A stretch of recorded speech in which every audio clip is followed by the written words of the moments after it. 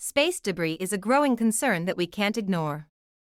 Every year, thousands of pieces of defunct satellites, spent rocket stages, and tiny fragments from collisions orbit our planet.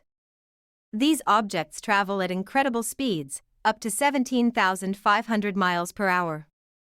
Just a tiny bolt can cause catastrophic damage to operational satellites or even the International Space Station.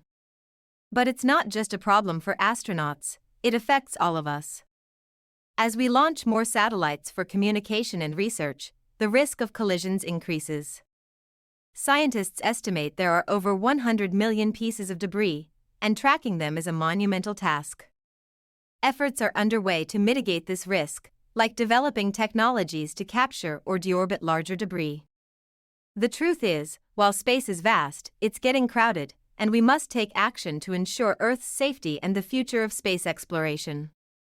The sky isn't just the limit, it's also a potential hazard.